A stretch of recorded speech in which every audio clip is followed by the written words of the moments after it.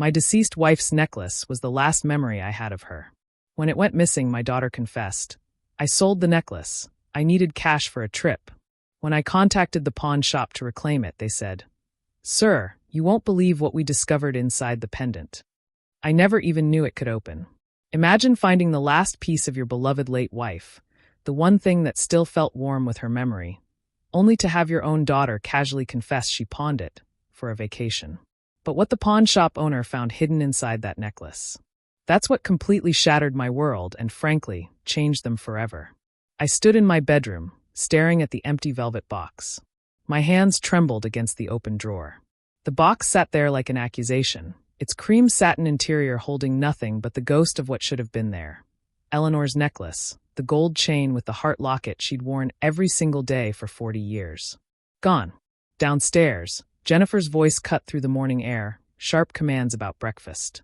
Michael's booming laughter from the living room, some sports announcer yelling underneath. Amber's phone conversation drifted up the stairs. Complaints about being stuck here, about Phoenix being boring, about wanting to get back to California already. Today was Eleanor's birthday, 3 years since she'd passed, and I'd planned to spend the morning alone with that necklace, the only piece of her I had left that still felt warm somehow. Instead, I faced this hollow box and the chaos of my family, treating my home like their personal hotel. I pulled the drawer out completely, dumping socks onto the bed. Nothing. I got on my knees, checked under the dresser, just dust and an old receipt. My chest tightened.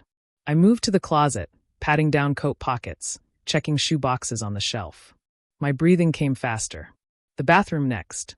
I yanked open the medicine cabinet, pulled out the drawers beneath the sink, Q-tips scattered across the tile floor. Asterisk, where was it? Where was it? Asterisk, I checked impossible places. The nightstand drawer I'd already searched twice, behind the headboard, under the mattress. My hands shook harder now. That steady tremor of panic I hadn't felt since those last hours with Eleanor in the hospital, when nothing I did could stop what was coming. 42 years of marriage. And that necklace was all I'd kept. Her clothes donated, her books given to the library, her garden tools rusting in the shed because I couldn't bear to use them. But the necklace, I kept that in its box, safe, untouched. Except on days like today when I needed to remember her face. I walked downstairs, each step deliberate. In the living room, Michael sprawled across my couch, feet up on the armrest, a bag of chips balanced on his chest. He didn't look up. I stepped over Amber's shopping bags clustered near the stairs, navigated around the coffee table shoved out of place. Jennifer stood at the kitchen counter, phone in one hand, knife in the other, chopping vegetables with aggressive precision. Thunk, thunk, thunk. "Jennifer," I said, "have you seen? I'm busy, Dad." She didn't look up. "It's important. Eleanor's necklace is. Check your room. You probably forgot where you put it." The knife kept hitting the cutting board. Asterisk, thunk. Thunk. Asterisk, I did check my room, I said, working to keep my voice level. "I've checked everywhere. The necklace is gone." She sighed. That particular exhale she'd perfected over the past 2 years since they'd moved in. The one that said I was an inconvenience, a burden she'd graciously agreed to shoulder. "No one wants your old stuff, Dad. It was your mother's." My throat felt tight. "It's the only thing I kept. Then you should have been more careful with it." I stood there watching her chop celery into violent little pieces, and something in my chest went cold. Not hot anger, cold, like the temperature dropping before a storm. "Jennifer, please." I made myself say it quietly. "I need to know what happened to it."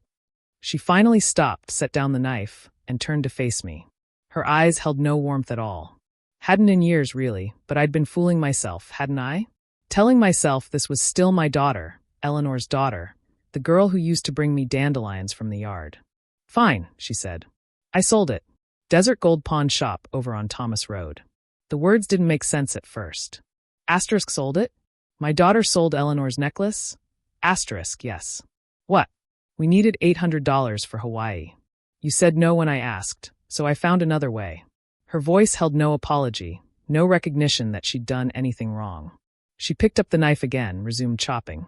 From the living room, Michael's voice drifted over, lazy and satisfied. "It was just sitting there, Wilbur. Eleanor's gone. Dead people don't need jewelry." He didn't even sit up to say it, kept his eyes on the television, scratched his stomach, reached for another handful of chips. The casual nature of it somehow made it worse than if he'd been angry, confrontational. This was just obvious to him. Of course they'd sold it. Why wouldn't they? On the stairs, Amber laughed. That bright, empty sound of someone who finds genuine pain hilarious. Grandpa, you're being dramatic. It's just a necklace. Mom got us an awesome vacation. I looked at her, really looked. 23 years old, Eleanor's granddaughter. And she had the same empty eyes as her mother. When had that happened, or had I just been refusing to see it?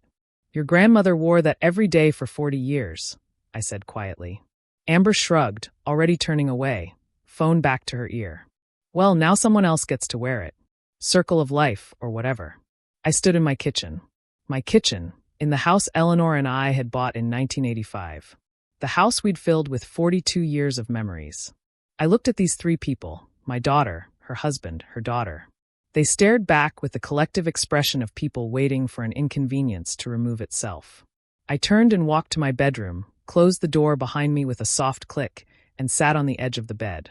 The empty velvet box sat on the dresser where I'd left it. I picked it up, opened it, closed it, opened it again, closed it. The mechanical motion calmed something in me. Or maybe it wasn't calm. Maybe it was something else entirely. My hands had stopped trembling. I sat there for a long time, the box resting on my knees, and felt something shift inside my chest. Not breaking. I'd broken 3 years ago when Eleanor died. This was different. This was a settling, a hardening, a clarity I hadn't possessed an hour ago. They'd sold Eleanor's necklace for a vacation. Jennifer had gone into my bedroom, into my private drawer, taken the one thing I treasured, and exchanged it for spending money. And Michael and Amber saw nothing wrong with that. Nothing at all. I stood, placed the box carefully back on the dresser, and reached for my phone on the nightstand. My hand stayed steady as I opened the browser and typed, Pawn Shops, Phoenix. My finger hovered over the phone screen, scrolling through the list of pawn shops scattered across Phoenix. The empty velvet box sat beside me on the bed, a small, square witness to what I was about to do. My hand didn't shake anymore. That surprised me more than anything else from this morning. I started calling. The first shop didn't have it. The woman who answered sounded bored. The second put me on hold for 6 minutes before telling me no. The third had closed permanently. The fourth didn't answer. I sat on my bed for each call, describing the necklace the same way every time. Gold chain, heart locket, inscription inside reads Forever W and E, 14 karat, bought yesterday probably. Each time I thanked them politely and moved to the next number. Jennifer's voice occasionally drifted up from downstairs, giving orders to someone. Michael's sports announcers provided a steady background rumble. I ignored it all. The sixth call went differently. Desert Gold Pawn, this is Harold. I'm looking for a gold necklace with a heart locket, I said. It was sold to you yesterday. A pause.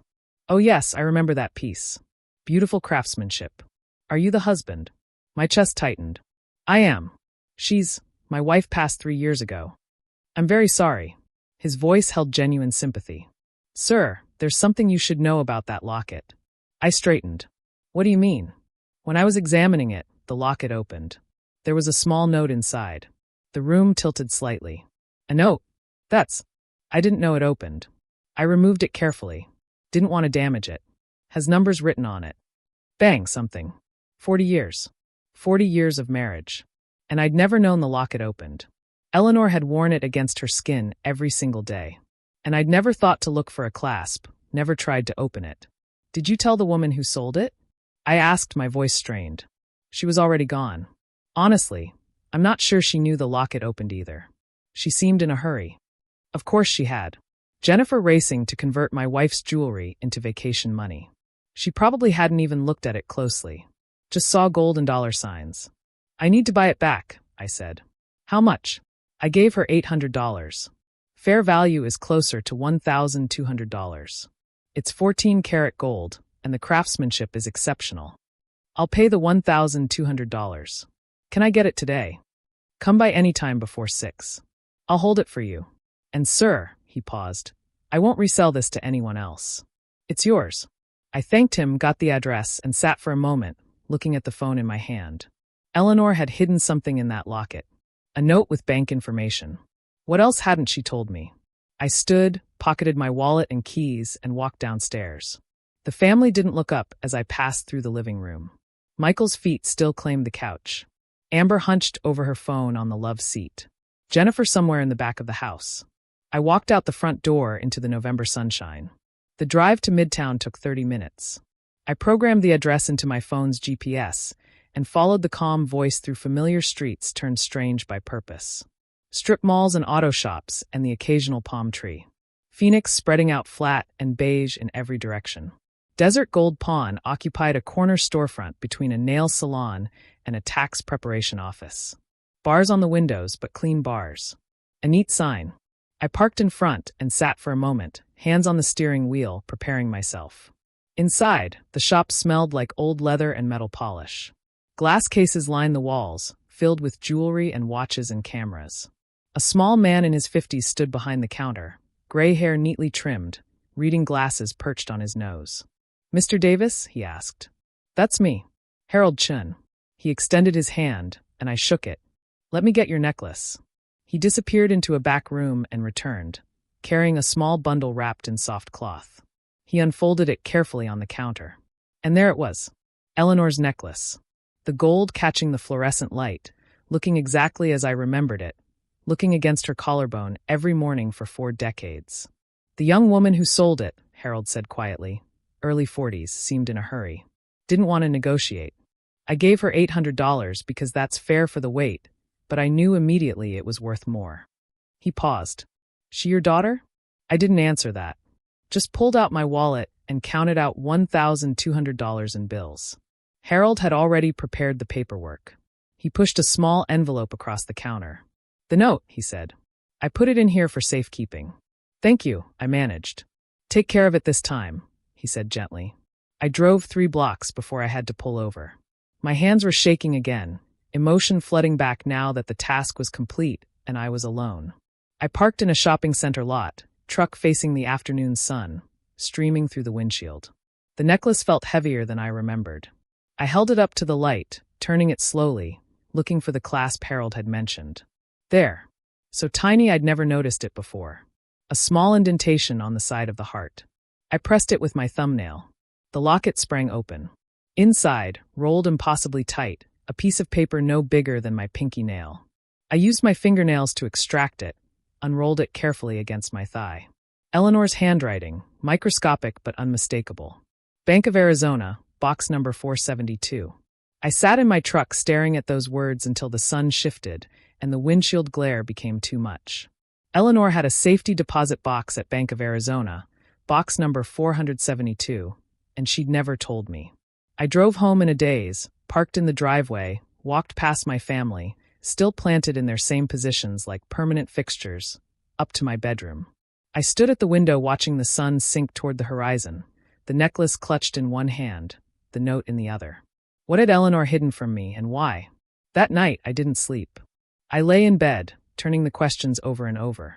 The necklace was on my chest where Eleanor used to wear it, feeling the slight weight of the gold, wondering what other secrets she'd kept. Morning came slowly. I showered, dressed in my good khakis and a button-down shirt, and drove downtown to Bank of Arizona's main branch on Washington Street. The building rose 10 stories, glass and steel, intimidating. I walked through the revolving door into a marble lobby that echoed with quiet conversations and clicking heels. A young woman at the information desk looked up with a professional smile. Her name tag read Lisa. "I need to access a safety deposit box," I said. "Of course. Do you have the box number and identification?" I showed her Eleanor's death certificate.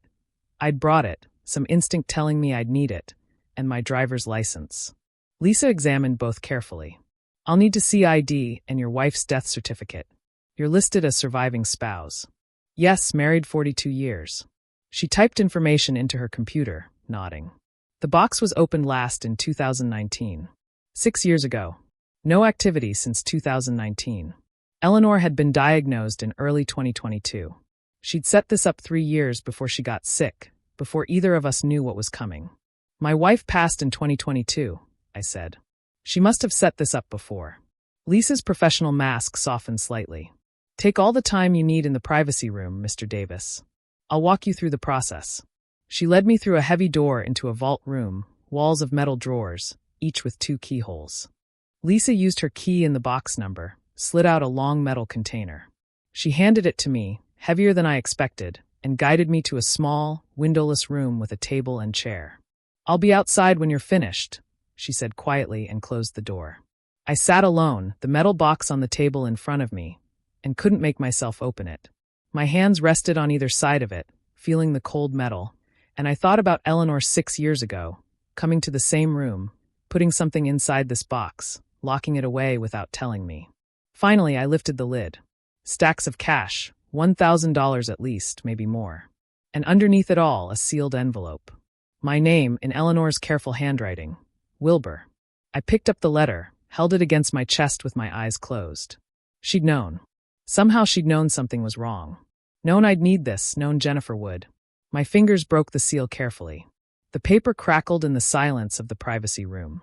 I unfolded 2 pages covered in Eleanor's handwriting, that neat, measured script I'd seen on grocery lists and birthday cards for 42 years.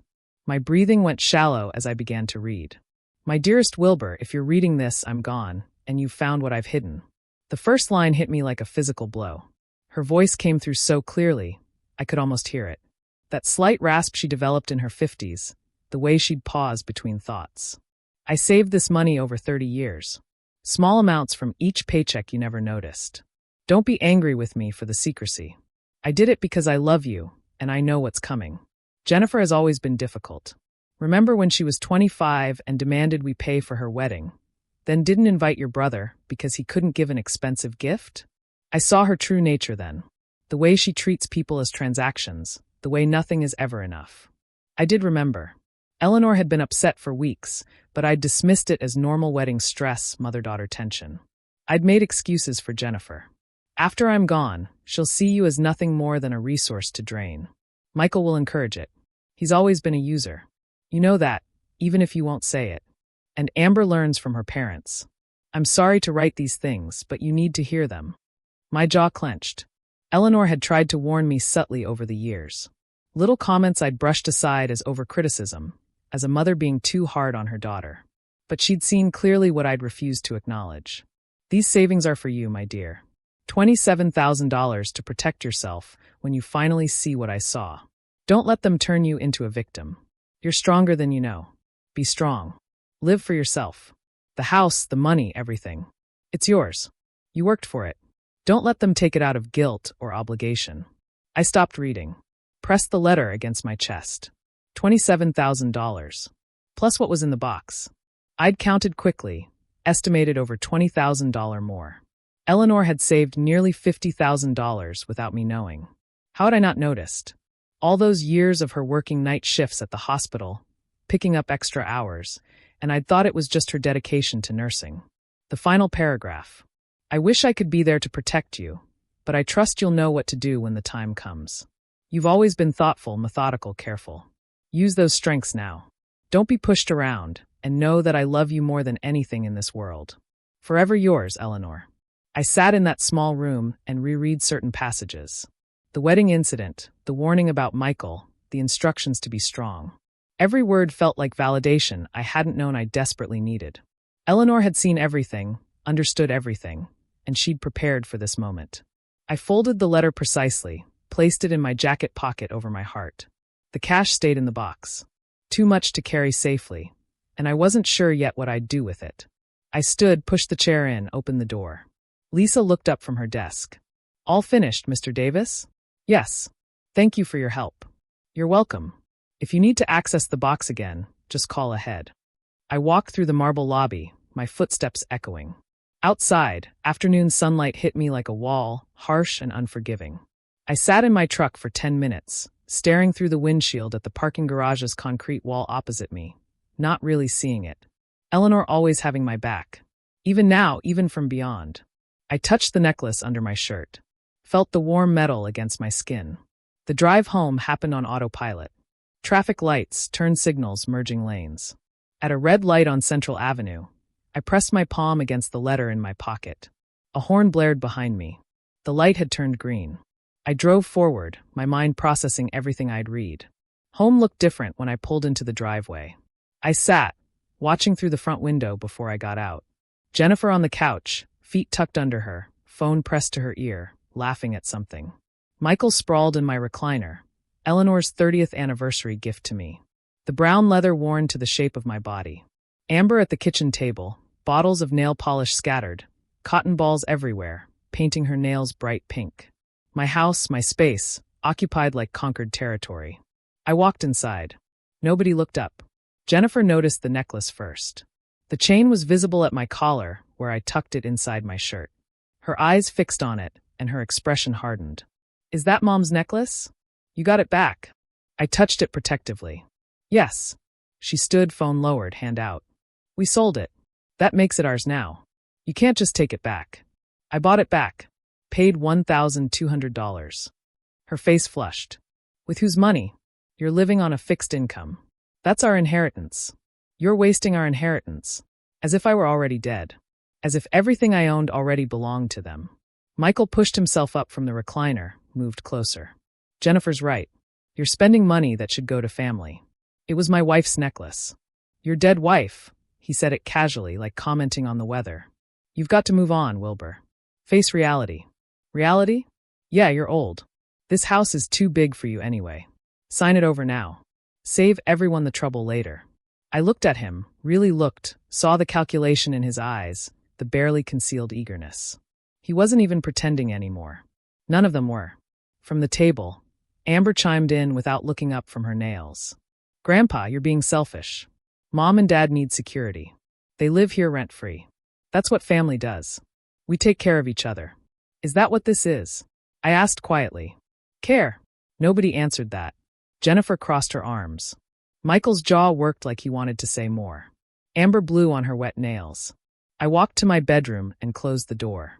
The soft click of the latch felt final somehow. I sat on the bed, took out Eleanor's letter, unfolded it, reread the final paragraph. "Be strong. Live for yourself." I placed the letter carefully in my nightstand drawer.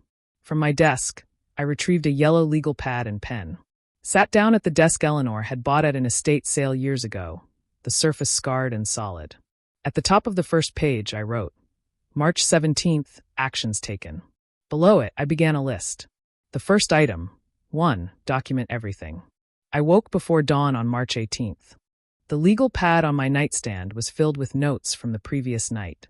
I'd spent hours after the confrontation thinking, planning, writing, my engineering training coming back. Identify the problem, gather data, develop solutions, execute systematically. I dressed quietly in the dark.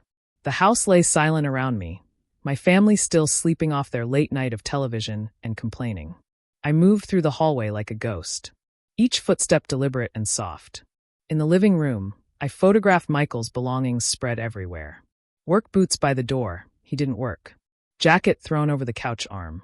Remote controls. Chip bags. Beer cans on the side table. My coffee table shoved 3 feet from where it should be to accommodate his sprawl. The bathroom next. Amber's makeup covered every inch of counter space. Foundation bottles, lipsticks, palettes of eyeshadow, brushes standing in cups. I photographed it all.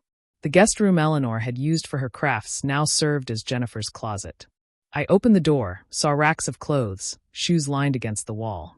Photographed that too. In the kitchen, I opened the refrigerator, every item purchased by me. Photographed the food, then the receipt beside it. The electric bill sat on the counter. $287. My name at the top. Never reimbursed. I photographed that as well. Back in my bedroom by 6:30, I transferred the photos to my laptop, created folders organized by date and category. This would be my evidence. Undeniable. Documented. Over the next 2 weeks, I became methodical about it. Went through my filing cabinet, pulled documents I'd kept organized for years. The house deed. Purchased 1985, paid off 2018. My name alone. Property tax records. All current, all paid by me. Utility bills going back 3 years.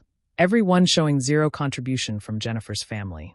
On March 25th, when everyone left for the day, Jennifer to her part-time job at the dental office, Michael supposedly job hunting, Amber meeting friends, I installed the camera. I'd researched Arizona law carefully. Single-party consent for recording. My house, my right to secure it. I'd found a camera system online that disguised itself as a smoke detector. Ordered it with 2-day shipping. The installation took an hour. I watched a tutorial on my laptop twice, then carefully removed the old smoke detector in the living room corner. The new unit looked identical, but contained a wide-angle camera lens barely visible behind the white plastic grating.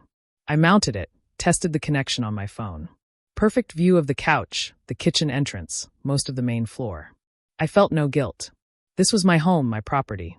They'd forfeited any expectation of privacy the moment they started plotting how to take everything from me. The recordings proved valuable quickly.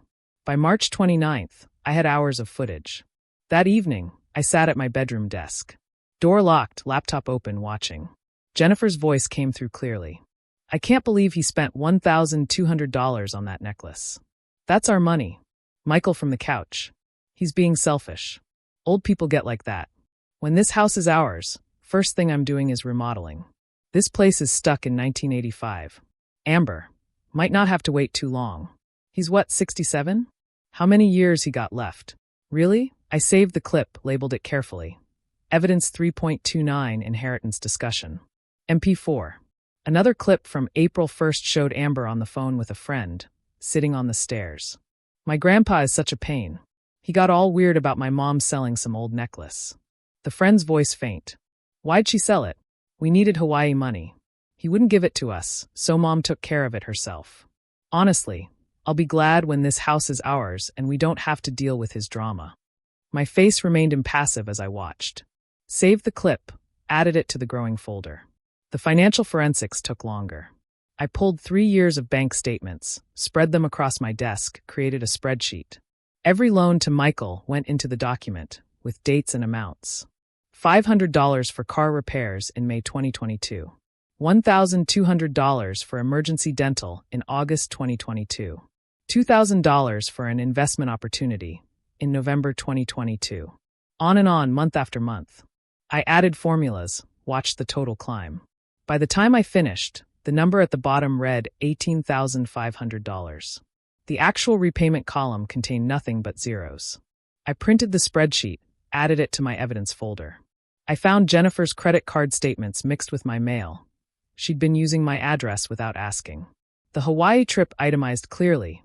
$4,200, including flights, hotel, excursions, plus the $800 from selling Eleanor's necklace. By early April, my folder had grown thick with documentation. Photographs, videos, financial records, property documents, everything organized with tabs and labels. I sat at my desk one evening, the folder open before me, and knew it was time. I picked up my phone, searched Elder Law Attorneys Phoenix. Patricia Morrison's practice appeared third in the results. Protecting senior rights. Experienced elder law attorney. I called the next morning. Her receptionist scheduled me for April 3rd at 2 o'clock in the afternoon. The office building downtown rose 12 stories, glass and steel reflecting the desert sky. I parked in the garage, took the elevator to the 3rd floor. Patricia Morrison's name on a glass door.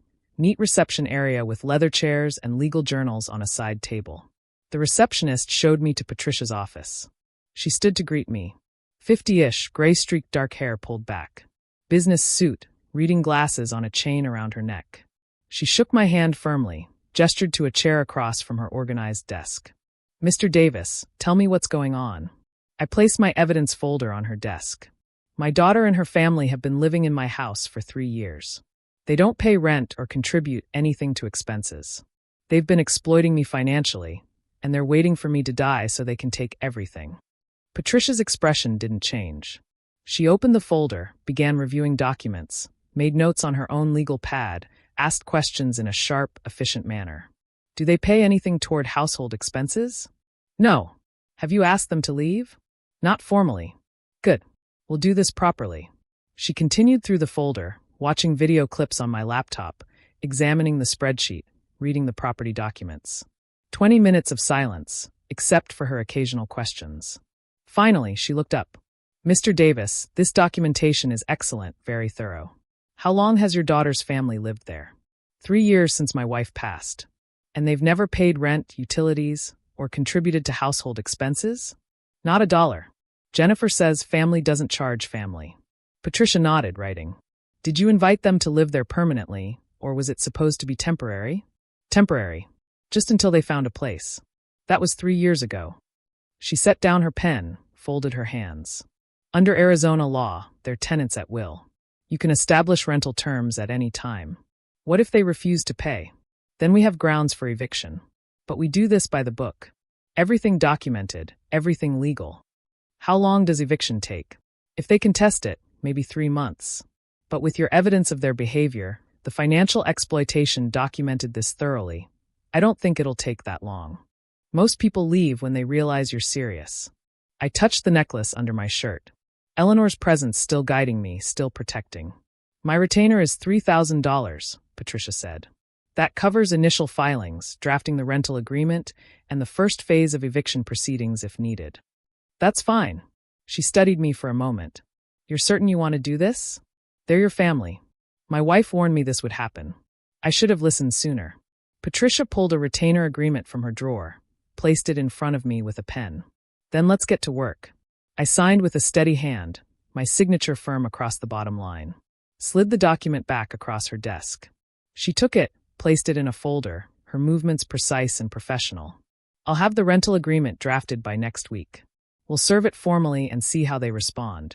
I stood, shook her hand again. Thank you. Don't thank me yet. This is just beginning. I walked out of her office into the hallway. The door closed behind me with a soft click that felt like something ending and something else beginning. The war had officially started. A week after signing Patricia's retainer, I sat at my bedroom desk reviewing the rental agreement she'd emailed. 3 pages, professionally formatted, dense with legal language. I read every clause twice, then a third time. Rent, $1,500 monthly, payable by the 1st of each month. Payment of 50% of utility costs. Respectful behavior toward the property owner and peaceful enjoyment of the premises. 30-day notice period if tenant fails to comply with stated terms. The market rate for comparable space in Phoenix ran around $2,200. Patricia had explained the strategy. Make the terms reasonable, so no judge could call them punitive. This wasn't about gouging Jennifer. This was about establishing my rights as property owner and their status as tenants. I touched the necklace under my shirt. Eleanor would approve of this methodical approach. I clicked reply, typed, "This is perfect. Let's proceed," and hit send without hesitation. Patricia arranged for official service. On April 10th, at 2 o'clock in the afternoon, a woman arrived at my door carrying a leather portfolio, professional attire, all business. Deborah Klein, Notary Public. Jennifer appeared behind me. "Who's this?" I stepped aside, let Deborah enter. She moved to the dining table, opened her portfolio, removed the rental agreement and her notary seal. Jennifer hovered, suspicion radiating from her. "Miss Thompson, I'm here to serve you with a rental agreement for this property." Deborah's voice carried formal weight. "Please read it and sign acknowledging receipt." Jennifer snatched the document. Her eyes moved rapidly across the first page. Her expression darkened with each line. $1,500 a month? Utilities? This is insane. The document outlines terms of continued residency, Deborah said calmly. You're not required to agree, only to acknowledge you've received it. I'm not signing anything. Deborah made a notation on her form. Noted. Service is complete regardless. You have 30 days to respond. Jennifer whirled on me. What is this? Some kind of joke. It's a rental agreement. Legally required. We're your family. This house belongs to us. This house belongs to me. The deed is in my name. You're tenants. Tenants. Tenants. How dare you? Michael emerged from the living room, took the agreement from Jennifer's shaking hands, read it quickly, his face red. You're not thinking clearly, Wilbur. Maybe you need a doctor to evaluate your mental state. My mental state is fine. We'll see what a judge says. Competency hearing. We'll get guardianship. You're welcome to try. He stepped closer, using his height advantage. You have no idea what you're starting, old man. Deborah gathered her materials efficiently, clearly accustomed to hostile situations. She left without ceremony. The door closed behind her with a definitive click. The terms are reasonable, I said into the silence. Below market rate for rent in this neighborhood. We're not paying you rent. Jennifer's voice cracked. Then you need to leave. Michael's jaw worked. We're not going anywhere. You have 30 days. After that, the decision won't be yours anymore. I walked to my bedroom, closed the door, sat on the bed for a moment, breathing steadily. Through the walls, Jennifer's voice rose in fury. Michael's deeper rumble responded. Amber's higher pitch joined the chorus. I had other moves to make. The bank downtown took 30 minutes to reach. I parked in their garage, took the elevator up, asked for a manager. Marcus, early 30s, professional demeanor, led me to his office. "How can I help you today, Mr. Davis?" I slid Jennifer's old signature card across his desk. "I need her removed from all access to my accounts." Marcus typed on his computer, frowned. "She hasn't accessed the account recently, but there was an attempt last week. April 3rd. We denied it because she didn't have proper ID, but she claimed to be acting on your behalf." My jaw tightened. April 3rd. The same day I'd met with Patricia. Jennifer had tried to drain my accounts while I was securing legal representation. Remove her completely. New passwords, new security questions. I'll flag the account for fraud attempts as well. Marcus made notes. "Would you like documentation of the attempted access?" "Yes. Print the security log." He did. I added it to my growing evidence folder. The next morning, I met with Andrew Morrison, an estate specialist Patricia had recommended. His office occupied the second floor of a quiet building near Camelback Mountain. Andrew reviewed my existing will, everything to Jennifer drafted 5 years ago, and set it aside. Pulled out fresh documents. "You're certain about these changes?" "Completely certain." I initialed each page. 3 beneficiaries, the Phoenix Homeless Coalition, the Memory Research Foundation, and the Arizona Elder Rights Advocacy Center. Organizations that did actual good in the world. Jennifer would receive nothing. Andrew witnessed my signature, applied his notary seal, sealed the document in an envelope, handed me a copy. "Effective immediately, Mr. Davis." "Thank you." Back home, I avoided the living room where my family congregated. Heard Jennifer on the phone. "I know Mom's lawyer might help." I didn't know Eleanor's family attorney, but I doubted he'd take Jennifer's side once he understood the situation. The next few days, I documented everything. Michael accidentally blocking me in hallways. Jennifer going through my mail. I found several pieces opened and refolded, hidden in the kitchen drawer under dish towels, including Patricia's letter with detailed legal strategy. Federal crime, mail tampering. I photographed the violated envelopes, the hiding place, everything. April 14th evening. I tried leaving my bedroom for dinner. Michael leaned against the wall directly outside my door. "Excuse me." He didn't move. "We need to talk about this rental nonsense." "Move, please." He shifted slightly. "Not enough." "What if I don't?" "I'll call the police." He laughed. "For what?" "I'm standing in a hallway." He eventually moved, but the message was clear. The hallway camera captured everything. His deliberate positioning, his refusal to move, his threatening posture. That same night, he escalated further. I was making tea in the kitchen when he entered, getting too close, invading my space. When I tried to step around him, he shoved me. Not hard enough to knock me down, but enough to make me stumble against the counter. "Careful, old man. Accidents happen at your age." The rear camera captured it perfectly. His hand making contact, my body shifting from the force, his satisfied smirk. I didn't respond. Took my tea to my bedroom, locked the door. At my desk, I compiled everything methodically. Video of Michael blocking my door. Video of the push, clear assault. Photos of intercepted mail. Bank notifications about Jennifer's access attempt. I created a folder, Emergency Eviction Evidence, with organized subfolders. Wrote an email to Patricia detailing each violation. Attached the complete folder. Her response came within minutes. "Call me immediately. This changes everything." I called. She answered on the first ring. "Wilbur, the push is assault. The mail tampering is federal. The bank fraud attempt is elder exploitation." "What does this mean?" "It means we're not waiting 30 days. I'm filing for emergency eviction based on domestic violence and financial abuse." "How fast?" "Court hearing within 2 weeks. Bring all your evidence. They're going to regret escalating this." April 15th. Another notification from my bank appeared in my inbox. Jennifer had made a second attempt to access my account, this time claiming I'd granted her power of attorney. The bank denied it, flagged it as potential elder fraud. I forwarded the email to Patricia. Subject line, escalation. Message body, 1 word, more ammunition. I clicked send, watched the confirmation appear, closed the laptop slowly. Through my bedroom door, Jennifer and Michael's voices rose in argument, planning their next move. No doubt, still believing they held some cards. They had no idea what was coming. The next morning, I walked into my kitchen to find Jennifer sitting at the table with a stranger, A man in a cheap suit, briefcase open, papers spread before him. Jennifer's eyes were red-rimmed, tissues crumpled in her fist. She looked up. "Dad, this is my attorney, Mr. Carlson. We need to talk." Robert Carlson stood, extended his hand. I shook it but remained standing. "Mr. Davis, I've reviewed the rental agreement you served on my client." He gestured to a chair. I didn't sit. "I believe there's room for negotiation. The terms stand." Jennifer made pleading gestures from her seat. Carlson glanced at her, then back to me. "Sir, may I speak frankly?" He didn't wait for permission. "You're well within your rights. The house is titled in your name alone. The rental terms are reasonable, actually below market rate. My legal advice to my client is to comply with the agreement or relocate." Jennifer's face crumbled. "That can't be right. Tell him he's wrong, Dad." "He's not wrong." Carlson closed his briefcase with a decisive snap.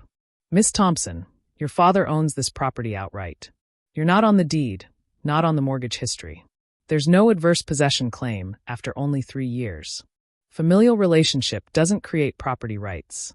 Legally, you're a tenant at will, and he's establishing formal terms. But I'm his daughter. I have rights, not to his property. I'm sorry." Carlson stood. "Mr. Davis, if you'll excuse me." He left quickly, clearly wanting distance from Jennifer's mounting hysteria. The moment the door closed, Jennifer turned on me. "I can't believe you're doing this. Mom would be devastated. Your mother left me a letter. She warned me about you." Jennifer froze. "What letter?" "You're lying. She knew exactly who you were. She was right about everything." Her tears stopped as if a switch had flipped. Her voice hardened. "You're going to regret this." She stormed to the guest room, slammed the door. I heard her on the phone immediately, voice rising and falling in complaints. Over the next days, she launched a systematic campaign.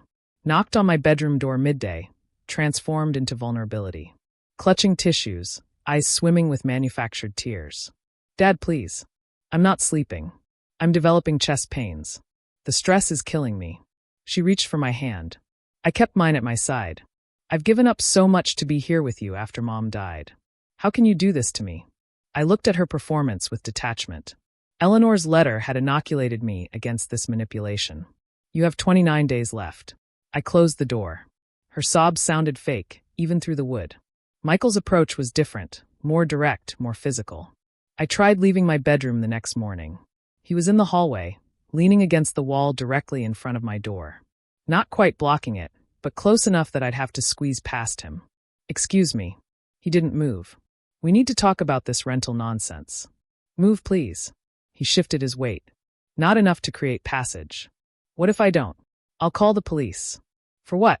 I'm standing in a hallway. His smile held no warmth. "Waiting to use the bathroom." "Is that a crime?" He eventually moved, but not before making me turn sideways to pass.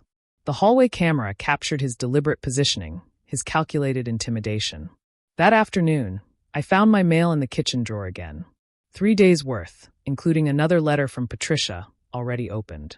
My hands shook as I photographed the evidence. Federal mail tampering. I sent the photos to Patricia immediately. The social pressure came from Amber. She'd been posting regularly since the rental agreement was served, crafting a narrative of victimhood for her followers. My neighbor, Mr. Chun, approached me at the mailbox. "Wilbur, I saw some posts online. Your granddaughter said, 'Well, is everything all right?' She made it sound like you're having some kind of episode. Memory problems, maybe. I'm establishing rental terms for my property, that's all."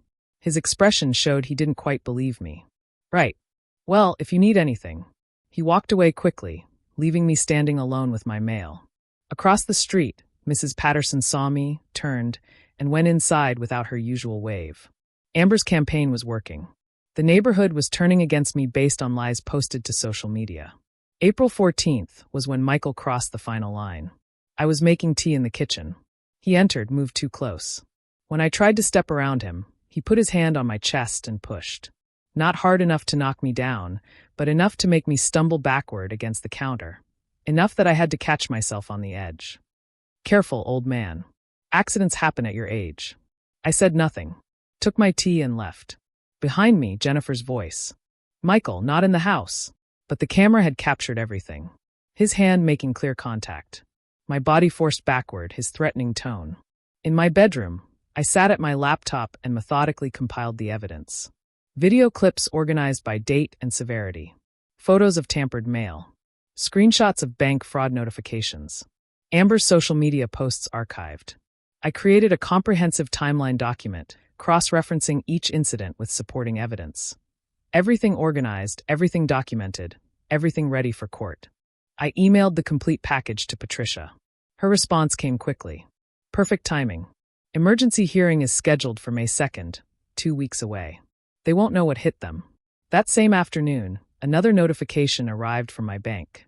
Jennifer had attempted to access my account again, claiming I'd granted her power of attorney. The bank denied it, flagged the account, contacted me to verify. I called them immediately, confirmed the fraud attempt, requested full documentation. They sent it within the hour. I forwarded it to Patricia with one word in the message body. More ammunition. Her reply. This is textbook elder financial exploitation. Combined with the assault and mail tampering, we have an overwhelming case. Start packing their belongings mentally. They're done. I stood at my bedroom window, watching the sun sink toward the western mountains. Phoenix spread out below in the amber light. The city where Eleanor and I had built our life together, where we'd raised Jennifer, bought this house, worked and saved and planned for a future we'd thought would be peaceful. In the living room, I could hear my family arguing. Jennifer's voice sharp with panic. Michael's defensive rumble. Amber whining about having to move. They still thought they were winning. Still believed their tears and threats and social media posts would force me to capitulate. They had no idea the trap had already closed around them.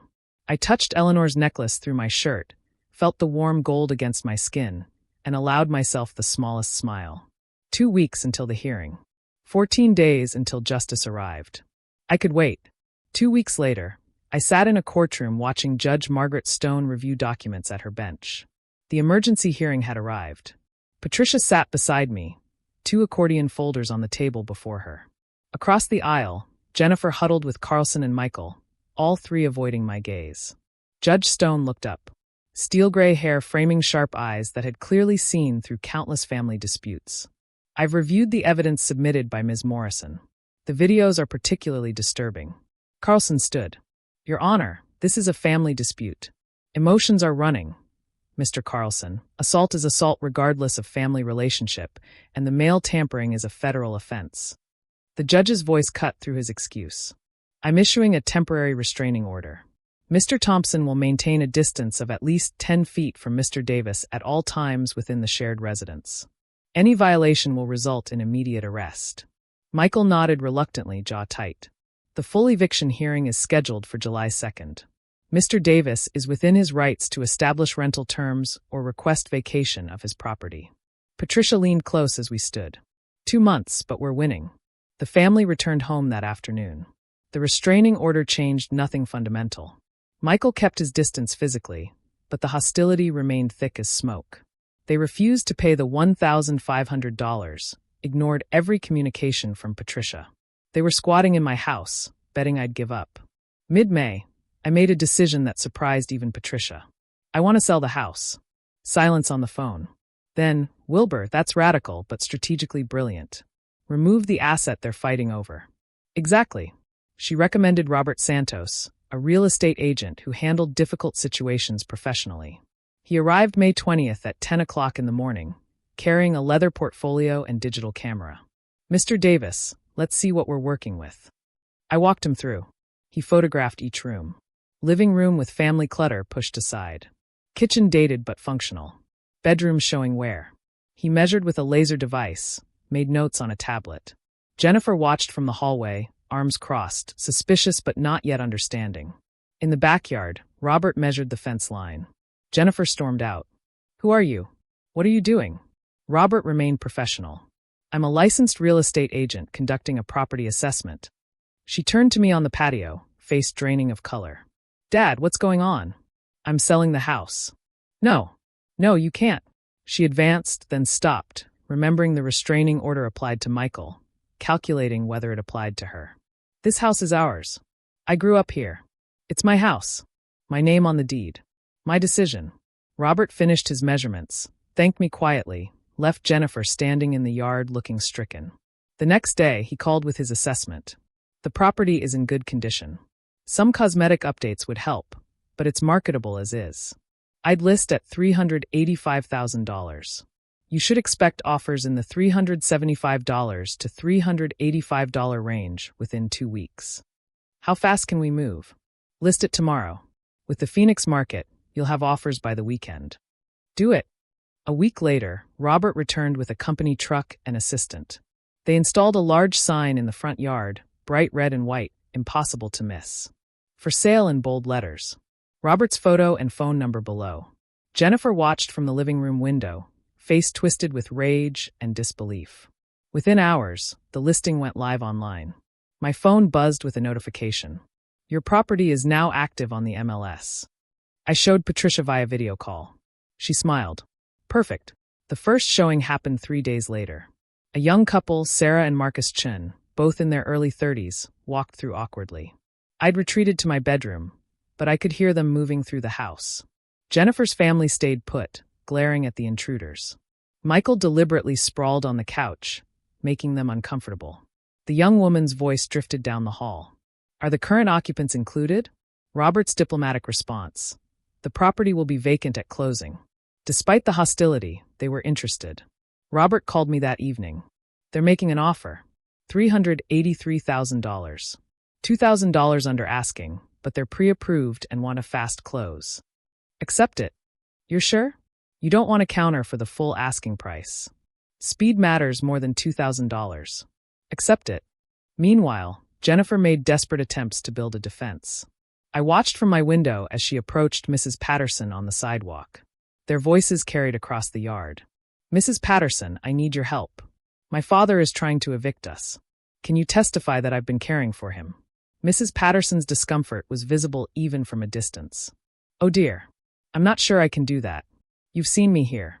You know I take my living in his house. I haven't seen much caring, if I'm honest. You don't understand the situation. I think I understand it just fine. Mrs. Patterson walked away quickly. Jennifer tried 2 more neighbors with similar results. Nobody would testify to something they hadn't witnessed. Late May, I met Robert at a coffee shop to finalize the acceptance. He spread the purchase offer across the small table. Multiple pages of legal documents. Pointed to signature lines highlighted in yellow. Initial here, here, and here. Sign at the bottom. I picked up his pen, a heavy silver instrument. Initialed 3 pages carefully.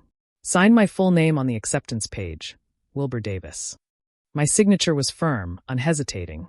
Robert countersigned as agent, slid the documents into his portfolio. I'll submit this to their agent today. Closing is scheduled for August 15th. We shook hands. As I walked out into the bright June sun, my phone buzzed. A text from Patricia. July 2nd is 3 weeks away. Are you ready? I typed back one word. Yes. I woke before dawn on July 2nd. Dressed in the dark suit I'd worn to Eleanor's funeral 3 years earlier. Straightened my tie in the mirror, seeing my own face, older now, harder somehow. I touched the necklace under my shirt, felt the warm gold through the fabric. Today was the day. Patricia met me in the courthouse hallway at 9. She wore a sharp business suit, carried those same accordion folders, now even thicker with evidence. We have everything we need, she said. Video evidence, financial records, medical documentation, witness statements from neighbors. Jennifer arrived moments later with Carlson, Michael, and Amber. We sat on opposite sides of the hallway, not speaking. The silence felt appropriate. At 10, we filed into the courtroom. Judge Stone took her bench, reviewed papers briefly, looked up. Ms. Morrison, you may proceed. Patricia stood at the podium. A screen had been set up for video presentation. She played the clip of Michael pushing me against the counter. The judge leaned forward, watching intently. This was recorded April 14th, the day before we filed for emergency relief.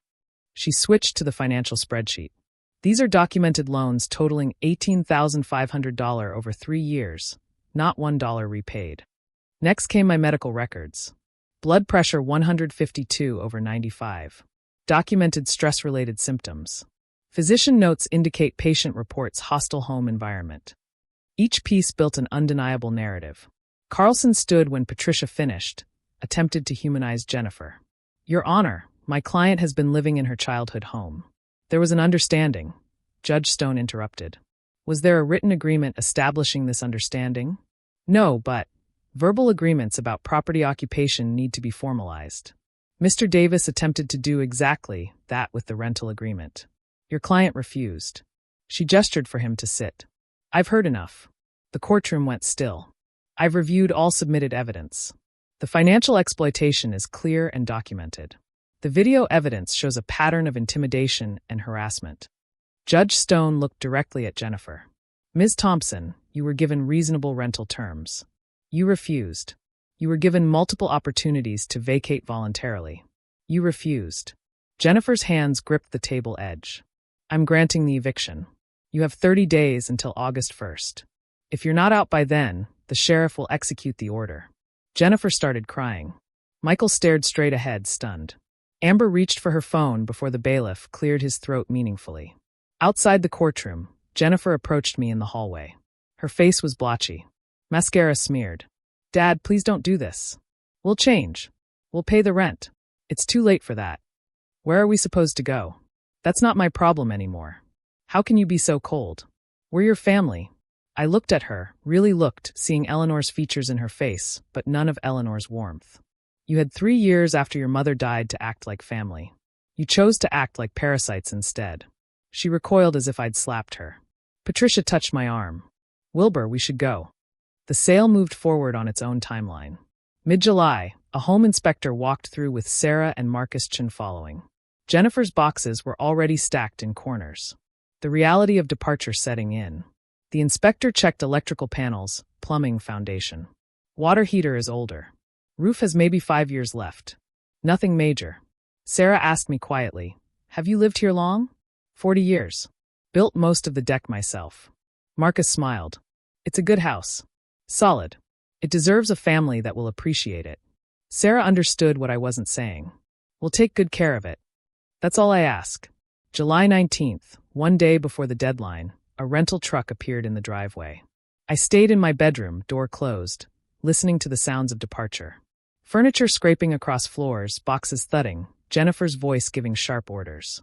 Amber complaining about heavy lifting. Neighbors watched from their yards, witnessing the family's exit. A knock on my door. I opened it. Jennifer stood there, exhausted, defeated, covered in sweat and dust. Are you happy now? You got what you wanted. I didn't want this. You forced it.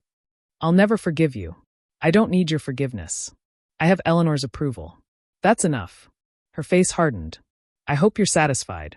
I'm not satisfied, but I'm free. She turned away. Minutes later, the truck's engine roared to life. I watched from my window as it pulled out of the driveway, taking my daughter away, perhaps for the last time. The house felt different immediately, lighter. The air moved more freely. I walked through the empty rooms as evening light slanted through windows. Every footstep echoed. In the living room, deep scratches scored the hardwood where the couch had been dragged. The master bedroom had a fist-sized hole in the wall, Michael's anger leaving its mark. The kitchen counter was stained. A cabinet door hung crooked. I photographed everything with my phone, narrating quietly. July 19th, 6 p.m. documenting condition after occupant's departure. I wasn't planning to pursue them for damages. I'd already won, but the documentation felt necessary. Final proof of who they really were. Standing in the center of the living room, I held my phone, displaying the trail of destruction, gouged walls, stained floors, broken fixtures. I didn't feel angry looking at these images. I felt validated. Eleanor had been right about everything. Her letter had prepared me for this moment, for these people wearing familiar faces but empty of love. Through the front window, the for sale sign stood in the yard with a red sold rider attached at the top. For weeks until closing. For weeks until I left this house forever. I touched the necklace one more time, then walked to my bedroom to begin my own packing. The quiet was extraordinary. After 3 years of chaos and voices and demands and hostility, the silence felt like a gift. I was free.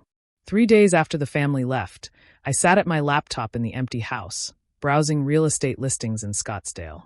The silence echoed around me. Footsteps, breathing, the click of keys, all amplified by absence. My packed boxes lined the walls. A lifetime compressed into cardboard. I'd set specific search parameters. 2-bedroom condo or apartment, safe neighborhood, under $200,000. Starting over at 67, entirely on my terms. The first property I viewed felt wrong. Too modern. all glass and steel. No warmth. The second was ground floor, which made me uneasy after years of feeling vulnerable in my own home. Then the realtor showed me a second-floor apartment in a quiet Scottsdale complex. It's a 55-plus community. Very quiet, very secure. I stepped onto the balcony. Mountain views, afternoon breeze, other residents my age, walking dogs below. The complex had a security gate, cameras, a community room I'd probably never use. Can we make an offer today? She looked surprised. Of course. What are you thinking? Full asking price, cash, no contingencies. By early August, the purchase was finalized. $195,000. I used Eleanor's hidden money and part of the house proceeds. No mortgage. The freedom of that felt extraordinary. I spent a week transforming the second bedroom into a workshop. Unpacked power tools, still wrapped in factory plastic. I'd sold my old equipment years ago when Jennifer's needs consumed my time and space. Now I set up a workbench, installed pegboard for tools, arranged storage bins methodically. The table saw purred when I tested it. Deeply satisfying. Familiar. I selected oak for my first lumber purchase. Began cutting pieces for a shadow box for Eleanor's necklace. Sawdust filled the air. For the first time in years, I was creating something rather than managing someone else's chaos. August 15th arrived, closing day. I met Sarah and Marcus Chun at the title company. Bland office, beige walls, stacks of documents. We sat across from each other at the conference table. The title officer explained each document. I signed page after page, my signature automatic from decades of engineering contracts. Sarah slid an envelope across the table. We wrote you a letter for later. I accepted it, tucked it in my jacket. Marcus handed over a check for the remaining proceeds. The title officer passed the house keys to the Chens. Sarah's eyes were bright. Thank you for trusting us with your home. Make it yours now. That's what it needs. I walked out carrying only a box of photos and Eleanor's necklace. Didn't look back. Drove directly to my new apartment. Unpacked my minimal belongings. That evening, I sat on my new couch in the quiet space that was entirely mine. Opened Sarah's envelope, read their letter. We want you to know we understand the sacrifice you made. We'll fill it with love and laughter. You gave us more than a house. You gave us a future. I folded it carefully, placed it in my desk drawer beside Eleanor's letter. 2 messages of hope from 2 different sources. Meanwhile, I'd opened a new bank account at a different institution, transferred approximately $210,000 after all purchases and expenses, set up automatic payments for utilities, HOA fees. Everything organized with the precision I'd once applied to engineering projects. For the first time in years, I reviewed my accounts without anxiety, without wondering what Jennifer had taken or Michael had borrowed. She tried calling me. I watched her name appear on my screen. Let it go to voicemail. Didn't listen. Another call. Another. I opened my settings. Scrolled to block contact. Confirmed. A text from a different number. Michael's, I assumed. We're family.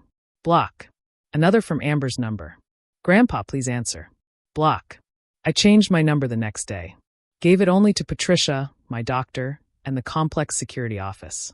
Late August, a knock on my apartment door. I looked through the peephole. Jennifer stood there, looking exhausted, desperate. Dad, I know you're in there. Please, we need to talk. We made mistakes, but we're family. I backed away silently, sat in my armchair. Her voice continued, muffled through the door. We're struggling. We can't afford. Please, Dad. More knocking. A door opened down the hall. A male voice. Ma'am, if you don't leave, I'm calling security. Jennifer, this is my father. He's not answering. You need to go. Footsteps retreating. Finally, silence. I felt no guilt. I felt free. That evening, I stood in my workshop, working on the shadow box. Oak with dovetail joints, requiring precision and patience. I applied wood glue carefully, fit the pieces together, clamped them to dry. When it was finished, I mounted Eleanor's necklace inside, hung it on my living room wall in a place of honor. The gold caught the lamplight, glowing softly. I walked to my window, looked out at the Scottsdale Mountains, darkening against the orange sky. Tomorrow was August 28th, 3 years since Eleanor passed. I had plans for that anniversary. Good plans, peaceful plans. 2 days before Eleanor's anniversary, I sat in Patricia Morrison's office one last time. She slid a document across her desk. My newly finalized will. It's official. Everything goes to the 3 charities as you specified. Your daughter is explicitly excluded with an explanation that she's already received what you consider her fair share during your lifetime. I read the relevant section aloud quietly. To my daughter, Jennifer Davis Thompson, I leave nothing, as she has already received substantial financial support during my lifetime and has demonstrated through her actions that she values my assets more than our relationship. I initialed each page, signed all 3 copies. Patricia and her paralegal witnessed. The notary seal was applied. You're protected, Patricia said. She showed me another document, a medical report from Dr. Sarah Patel, geriatric specialist. Jennifer tried to file for guardianship. Claimed you were mentally incompetent to manage your affairs. I wasn't surprised. I arranged for a comprehensive evaluation. The results: cognitively sharp, physically healthy, fully competent. Her petition was dismissed immediately. I felt vindicated but not shocked. I'd always known I was fine. Jennifer was the one who was broken. Patricia handed me another letter. This came from Carlson yesterday, requesting family mediation to repair relationships. I read it once. The desperation was transparent. Jennifer needed money.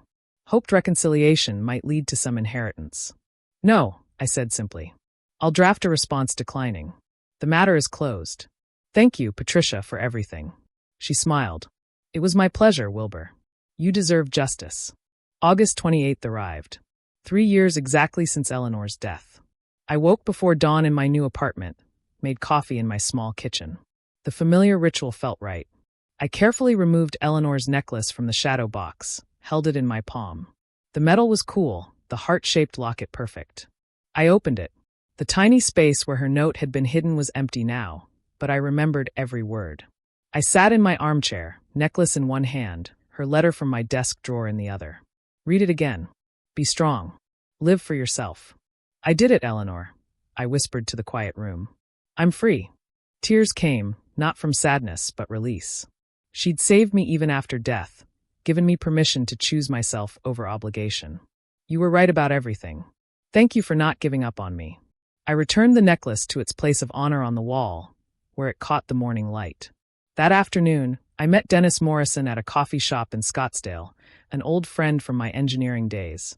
Someone I'd lost touch with when Jennifer's family consumed my life. He was their first, gray hair, warm smile. We shook hands, the gesture turning into a brief hug. I tried calling you a few times over the years, Dennis said as we sat with our coffee. Always went to voicemail. I was occupied. My daughter and her family moved in after Eleanor died. Understanding dawned in his expression. Ah, that kind of occupied. We talked for 2 hours about Eleanor, about engineering projects from decades past, about Dennis's grandchildren. Finally, I said, I'm living alone now by choice. Dennis grinned. Good for you, Wilbur. That wasn't living before. No, but it is now. How about chess next Thursday? Prepare to lose. You're on. It was the first social engagement I'd made for myself in years. That evening, I stood in my workshop, working on a note box, dovetail joints, requiring precision and patience. I'd built the shadow box for Eleanor's necklace. This box had no specific purpose yet. Maybe I'd give it to Dennis. Maybe I'd keep it for my own small treasures. It didn't matter. What mattered was that I was making it with my own hands, in my own time, for my own reasons. I applied glue to the final joint, fitted the pieces together carefully, ran my hand over the smooth wood, feeling the grain. The satisfaction was profound. As I worked, I thought about the journey. Eleanor's letter hidden in the necklace, the discovery of her savings, the legal battle, Patricia's expertise, the house sale, this new beginning. I didn't feel victorious. I felt balanced. I cleaned my tools methodically, swept the sawdust, examined the completed box in the light. The joints were perfect. I set it on the workbench, satisfied with my work, turned off the shop light, and walked into my living room. Eleanor's necklace glowed softly in the evening light from the window. The gold caught the last rays of sun, throwing tiny reflections across the wall, like stars, like promises kept. I walked to the window, looked out at the Scottsdale Mountains, darkening against the orange sky. My phone sat silent on the counter. My number, my contacts, my control. Tomorrow, I'd meet Dennis for chess. Next week, I'd finish another project in my workshop. The month after that, who knew? The future was unwritten, and for the first time in years, that felt like freedom rather than fear. I touched my shirt where the necklace used to rest against my chest. It was on the wall now, visible, honored, but no longer armor. I didn't need armor anymore. I smiled, a genuine, peaceful smile, and turned toward my kitchen to make dinner, just for myself. Exactly enough. What would you have done if your loved one had left you a secret warning, changing everything you thought you knew about your own family? Let me know in the comments below.